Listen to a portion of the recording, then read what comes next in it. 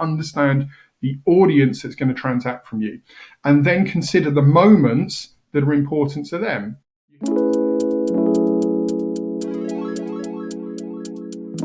Good morning, welcome along to Serious Social Live.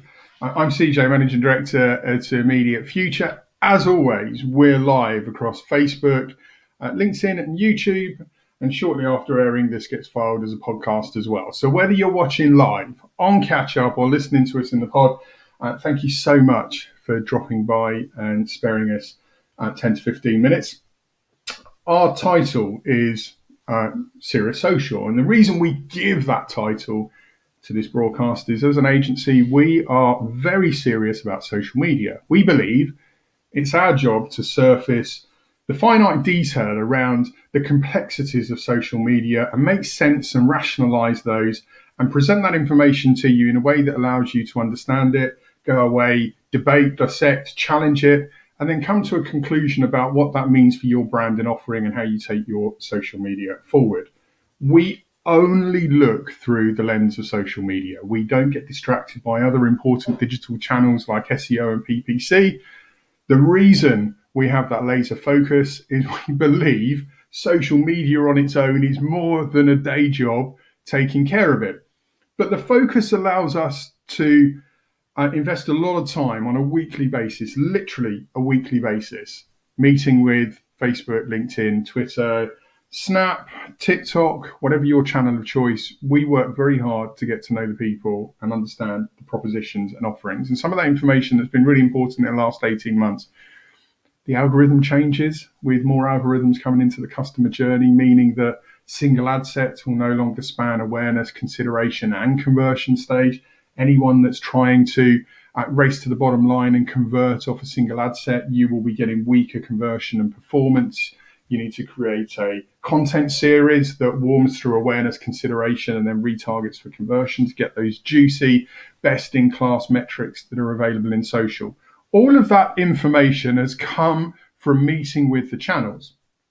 Other information has come through our collective. I think Katie Howell will tell you that our leadership team has somewhere in the region of 70 or 80 years marketing experience. I tend not to talk about that because people then realize I'm perhaps a little grayer and older than I like people to know. But we take a lot of that marketing knowledge and collide it with the information coming out of social to make the information we package tangible and relevant and able to impact your marketing agenda. One of those is moments within social, moment-based marketing, which is the focus of today's live. I promised you 5 tips. I will get onto those very quickly, but I wanted to caveat these 5 points actually come from an 11-point workshop that normally takes a day to deliver. So surfacing 5 key elements in about 10 to 15 minutes and putting them into a live, I really am sifting just top line information for you. If you have questions or interest around what the workshop is, please get in contact with us and we will talk to you about what that looks like, or even give you more information around whatever your query will be.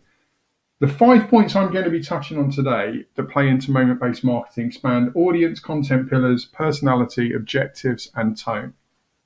If I asked any of you to call out a moment that meant something to you, some of you might call out the recent Bix and Beans brand collaboration that took place, and I'm sure you'd have opinions on the brands that stood out well early on versus maybe some of the brands that were a day or two late trying to make a cool intro late to a party, but they kind of missed the bandwagon.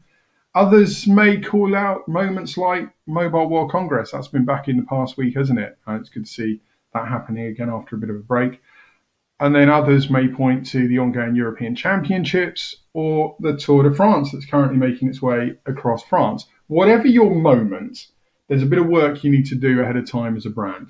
Very, very few brands are able to be impromptu and capitalize in the moment and do it well enough to stand out where they haven't done a lot of work ahead of time. Now, in the case of Bix and Beans, I'm sure there are designers that had to be a bit agile and put together some content in the moment.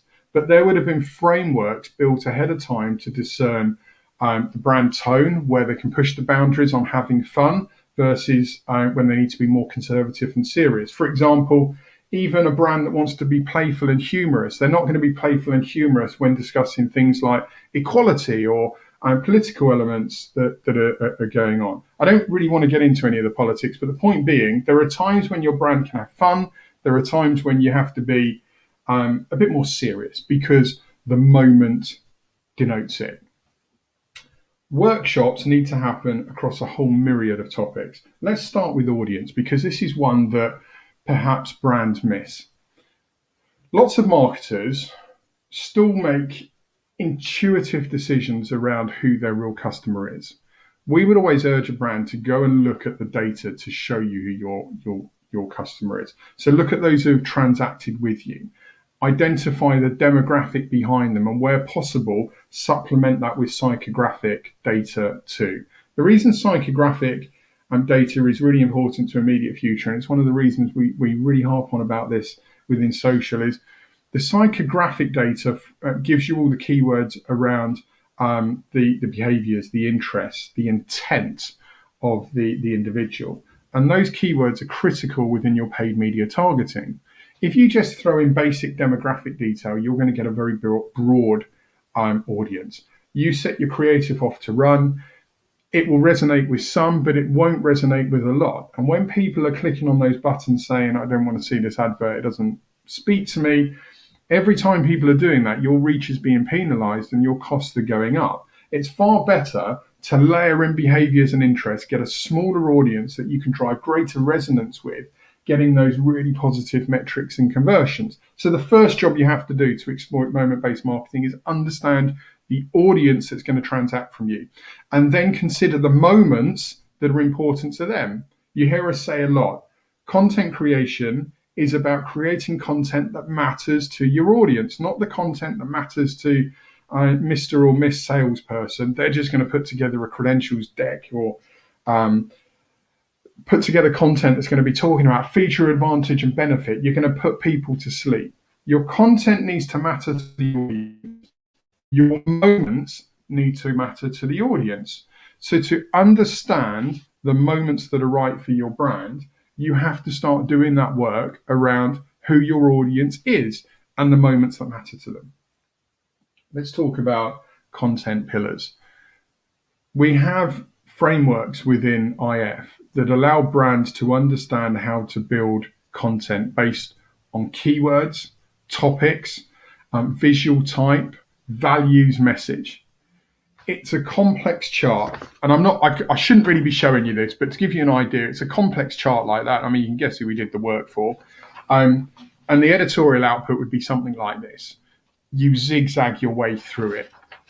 The point being, if you create filters based on the topic, the keywords, the values, the requirement, the output, everything that matters to your brand and your audience, and you're using that as a checklist on building your content, you're going to know that the outputs are going to resonate and live up to what you need. Moment-based marketing will pull you in a few different directions because the moment might not be owned by you. Let's talk Tour de France for a second to give you a tangible example. If you wanted to play into the Tour de France moment, you're going to have to use certain Tour de France vernacular. You're going to have to resonate with cyclists. You're going to have to resonate with people that have a passion about the Tour de France. But you don't want to drift so far away into that topic that you've completely detached from your brand offering. That brings me back to another point, that if you are trying to play into a moment that doesn't resonate with your brand, people are going to be thinking, do you have a right to be there? But the content pillars, understanding the thematics for your brand, aligned with the values, aligned with your audience triggers. If you're building content to those blocks and those steps, your outputs are going to stack up rather than just doing willy-nilly in the moment content. Personality, we get talked a lot. People talk to us a lot about personality and tone. I'm going to group these two together. To define your brand personality and your brand tone, you need to go through quite a complex workshop where you start looking at the type of brand that you are or want to be known for. You'll have to look at charts calling out keywords. You'll be asked questions about whether you want to be funny or serious, formal or casual, respectful, irrelevant, enthusiastic, matter of fact. Then we would go through keywords defining tonality of what you like and what you don't like. We pull all that information together and we kind of come up with almost a persona for your brand. This is important if you're an organization that has a complexity of personalities. And I'm going to talk Fujitsu Defense for a moment. Whenever I talk tone, I defer to Fujitsu Defense because they've got quite a complex job. They've worked with the defense and security services for decades. So there are times, moments throughout the year where traditional and historic events are taking place. Trooping of the Colour was a recent one. If we were all playful and joyous and colloquial and full of emojis playing into Trooping of the Colour, it would be a bit juxta and people would be thinking that's a bit disrespectful. What are you doing? Equally, there are times within the sporting agenda within military when the Army and Navy rugby match, if you're too formal in dialogue around that moment, people are going to be thinking, come on, let's be a bit more everyday language. We're not all stiff upper lip people within the military. The point being, something like the military has complexity of moments and a complexity of scenarios. So as a brand, you have to know when you can be fun, when you can be serious, when you can be tongue in cheek, or when you have to be respectful. So going through a workshop that defines the scope of how far you can go in each direction is going to be key if you're able to make a decision about whether Bix and Beans as a brand collaboration is right for your brand. So you've started to look at the audience and the moments, you've looked at your personality and your tone. You now need to be recognizing that moments is just a moment. What I mean by that is if you're banking your entire customer journey on a moment, you're going to come up short because a moment isn't going to give you the full customer journey from awareness through consideration phase and on to conversion. A moment is going to create triggers, awareness, peaks of interest. It may develop the start of a nudge nurture campaign where you start to take people through the consideration phase. But even in a brand owned event, on the day only content will not go from awareness, consideration, conversion, particularly if you're a high value professional services brand where your cost of service is significant.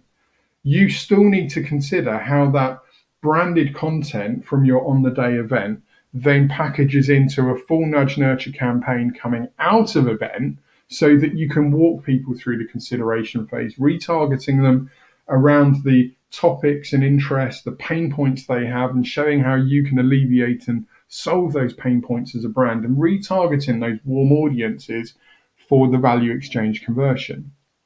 Too many businesses race to get that value exchange out, using a cute moment to achieve a bit of resonance.